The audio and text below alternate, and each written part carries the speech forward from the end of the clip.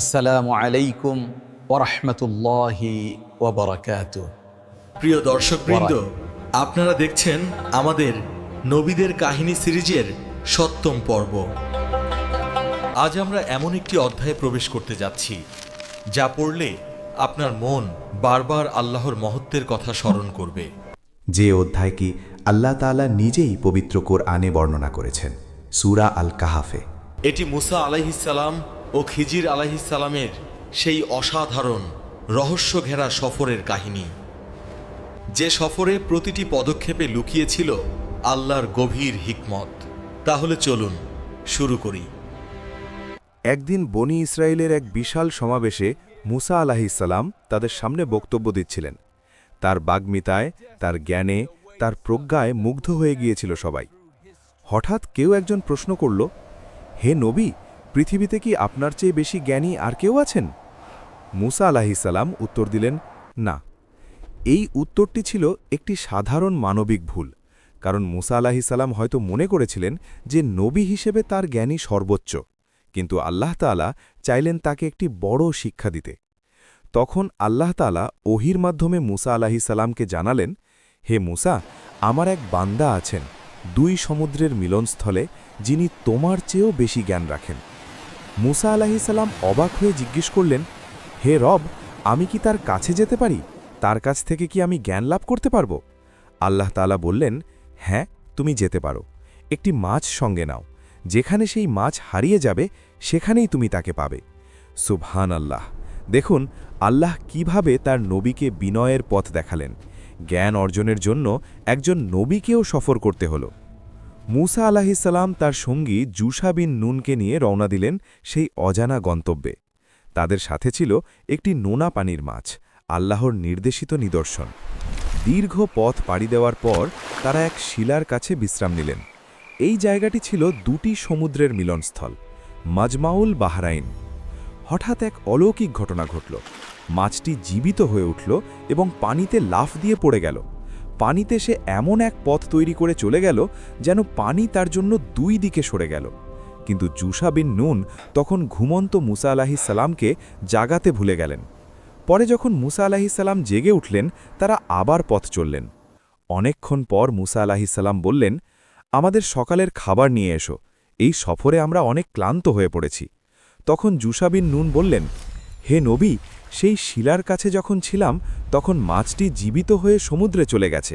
আমি আপনাকে বলতে ভুলে গেছি, শয়তান আমাকে ভুলিয়ে দিয়েছে।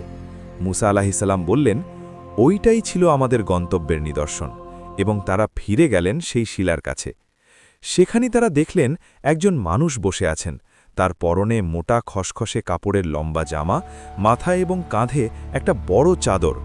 তার চোখে এক অদ্ভুত প্রশান্তির আলো। তিনি হলেন খিজির আলাহিসাল্লাম, আল্লাহর বিশেষ এক বান্দা, যাকে আল্লাহ সরাসরি ইলমে লাদুন্নি দান করেছিলেন। মুসা আলাহিসাল্লাম তাকে সালাম দিলেন। খিজির আলাহিসাল্লাম বললেন, তোমার দেশে সালামের রেওয়াজ কিভাবে আছে? অর্থাৎ তিনি জানতেন মুসা আলাহিসাল্লাম কোথা থেকে এসেছেন। মুসা আলাহিসাল্লাম বললেন, আমি মুসা। খিজির আলাহিসাল্লাম বললেন, বনি ইসরায়েলের মুসা? মুসা আলাহিসাল্লাম বললেন, হ্যাঁ। তারপর মুসা আলাহিসাল্লাম বিনীতভাবে বললেন, আপনাকে যে বিশেষ জ্ঞান দেওয়া হয়েছে, সেই জ্ঞান থেকে আমাকে কিছু শেখাবেন কি? খিজির আলাহিসাল্লাম বললেন, হে মুসা, তুমি আমার সাথে ধৈর্য ধরে থাকতে পারবে না। আমি এমন কিছু করব যার রহস্য তুমি বুঝতে পারবে না, আর তুমি অপেক্ষা করতে পারবে না। মুসা আলাহিসাল্লাম বললেন, ইনশাআল্লাহ, আপনি দেখবেন আমি ধৈর্যশীল, আমি কোনো বিষয়ে আপনার অবাধ্য হব না। খিজির আলাহিসাল্লাম বললেন, ঠিক আছে, কিন্তু শর্ত হল তুমি আমাকে কোনো বিষয়ে প্রশ্ন করবে না যতক্ষণ না আমি নিজে থেকে বলি। মুসা আলাহিসাল্লাম রাজি হলেন। শুরু হল এক ঐতিহাসিক সফর। প্রথম ঘটনা, নৌকা ছিদ্র করা। তারা দুজন একটি নৌকায় চড়লেন। নৌকাটি ছিল কিছু গরিব জেলে পরিবারের একমাত্র সম্বল। নৌকায় চড়ার পরপরই খিজির আলাহিসাল্লাম হঠাৎ একটি পাথর তুলে নৌকার তলদেশে একটি ছিদ্র করে দিলেন। মুসা আলাহিসাল্লাম চোখ বড় করে তাকালেন। তিনি আর থাকতে পারলেন না। বললেন, আপনি এটা কি করলেন? নৌকার মানুষগুলোকে ডুবিয়ে মারতে চাইছেন? এ তো মস্ত বড় পাপ। খিজির আলাহিসাল্লাম শান্তভাবে বললেন, বলিনি কি তুমি আমার সাথে ধৈর্য ধরতে পারবে না? মুসা আলাহিসাল্লাম লজ্জিত হয়ে বললেন, ভুলে গিয়েছিলাম, আমাকে ক্ষমা করুন, এমন আর হবে না। দেখুন একজন নবী উলুল আজম নবী মুসা আলাহিসাল্লাম কিভাবে নিজের ভুল স্বীকার করে ক্ষমা চাইছেন। এটাই প্রকৃত বিনয়ের নমুনা। নৌকা থেকে নেমে তারা আবার পথে চললেন। একটু পর দেখলেন রাস্তার ধারে কিছু শিশু খেলছে।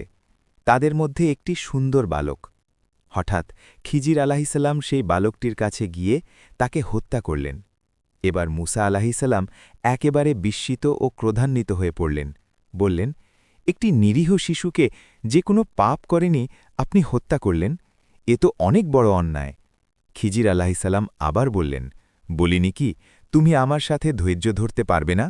মুসা আলাহিসাল্লাম বললেন, যদি এরপর আমি আর কোনো প্রশ্ন করি তাহলে আমাকে আপনার সঙ্গ ছেড়ে দিন, আমার পক্ষ থেকে আর কোনো ওজর থাকবে না। একটু ভাবুন, এই মুহূর্তে যদি আপনি মুসা আলাহিসাল্লামের জায়গায় থাকতেন, একজন নিরীহ শিশুর মৃত্যু দেখে কি আপনি চুপ থাকতে পারতেন? মুসা আলাহিসাল্লামও পারেননি, কারণ তিনি আল্লাহর নবী, আর অন্যায় দেখলে নীরব থাকা নবীর স্বভাব নয়। তারা পথ চলতে চলতে একটি জনপদে পৌঁছলেন। সেই জনপদের মানুষগুলো ছিল অতিথি পরায়ণতাহীন, কৃপণ এবং রূঢ়। মুসা আলাহিসাল্লাম ও খিজির আলাহিসাল্লাম তাদের কাছে খাবার চাইলেন, কিন্তু জনপদের লোকেরা তাদের কিছুই দিল না, এমনকি আশ্রয়ও না। এই অপমানের পরেও খিজির আলাহিসাল্লাম হঠাৎ শহরের একটি প্রায় ভেঙে পড়া দেওয়ালের কাছে থামলেন এবং নিজে হাতে সেই দেওয়ালটি মেরামত করে দিলেন। এবার মুসা আলাহিসাল্লাম বললেন, এই মানুষগুলো আমাদের অতিথি হিসাবে গ্রহণ করেনি, খাবার দেয়নি, অথচ আপনি তাদের দেওয়াল বিনামূল্যে ঠিক করে দিলেন। আপনি চাইলে এর বিনিময়ে পারিশ্রমিক নিতে পারতেন। এই ছিল তৃতীয় প্রশ্ন, এবং এই প্রশ্নের পরেই খিজির আলাহিসাল্লাম বললেন, এটাই হলো আমাদের বিচ্ছেদের মুহূর্ত। এবার খিজির আলাহিসাল্লাম 3টি ঘটনার রহস্য এক এক করে খুলে দিলেন। নৌকার রহস্য। ওই নৌকাটি ছিল কিছু গরিব মানুষের, যারা সমুদ্রে মাছ ধরে জীবিকা নির্বাহ করে। সামনে ছিল একজন জালিম রাজা, যে জোর করে সকল ভালো নৌকা কেড়ে নিচ্ছিল। তাই আমি নৌকাটি ছিদ্র করে দিলাম, যাতে রাজা সেটা নিতে না পারে। ছিদ্র নৌকা কেউ নেবে না, পরে তারা সেটা মেরামত করে আবার ব্যবহার করতে পারবে। সুবহানাল্লাহ! যা দেখতে ক্ষতি মনে হয়েছিল তা ছিল আসলে সেই পরিবারগুলোর জন্য রক্ষা। বালক হত্যার রহস্য।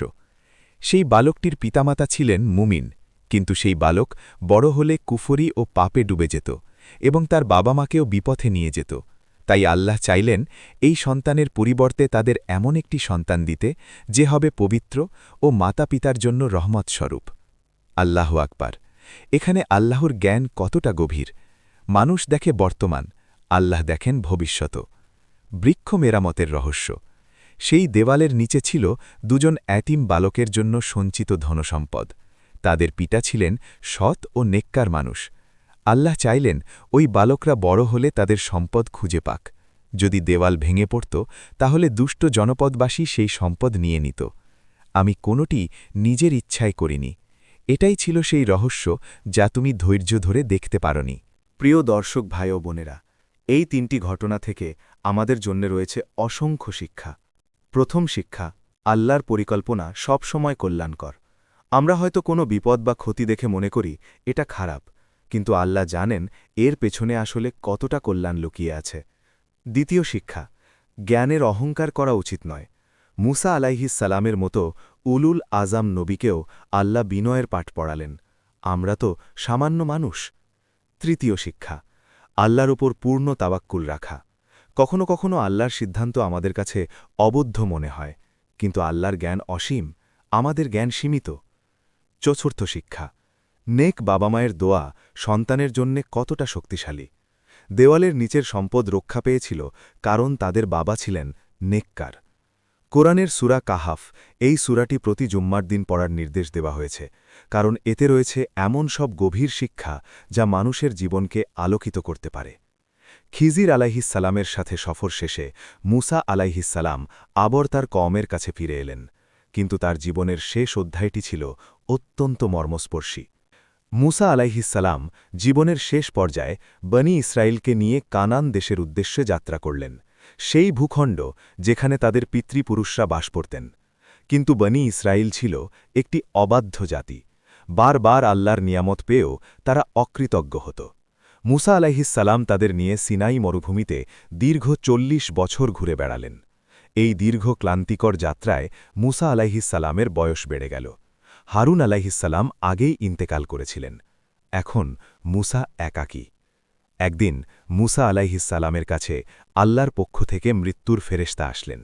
একটি বিখ্যাত হাদিসে এসেছে, মৃত্যুর ফেরেশতা মানব রূপ ধরে মুসা আলাইহিসসালামের কাছে এলেন। মুসা আলাইহিসসালাম তাকে চিনতে না পেরে একটি থাপ্পড় মারলেন, যাতে ফেরেশতার একটি চোখ নষ্ট হয়ে গেল। ফেরেশতা আল্লাহর কাছে ফিরে গেলেন এবং বললেন, আপনি আমাকে এমন একজনের কাছে পাঠিয়েছেন যে মরতে চায় না। আল্লাহ তখন বললেন, ফিরে যাও, তাকে বলো একটি ষাঁড়ের পিঠে হাত রাখতে। যত পশম তার হাতের নিচে আসবে তত বছর আরও বাঁচবে। মুসা আলাইহিসসালাম জিজ্ঞেস করলেন, তারপর কি হবে? ফেরেশতা বললেন, তারপর মৃত্যু। মুসা আলাইহিসসালাম বললেন, তাহলে এখনই। সুবহানাল্লাহ! একজন নবী কিভাবে মৃত্যুকে স্বাগত জানাচ্ছেন। যখন তিনি বুঝলেন মৃত্যুর পরেই রয়েছে আল্লাহর সাথে মিলন, তখন আর তার কোনো দ্বিধা রইল না।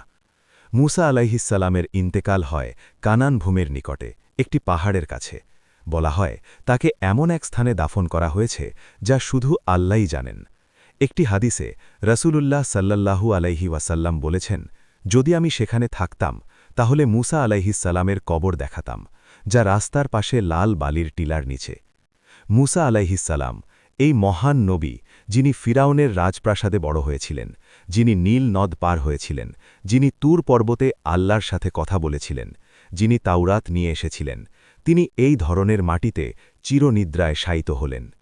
তার জীবন ছিল সংগ্রামের, কষ্টের, ধৈর্যের এক মহাকাব্য, কিন্তু তার প্রতিটি কদমে ছিল আল্লাহর ওপর পূর্ণ ভরসা।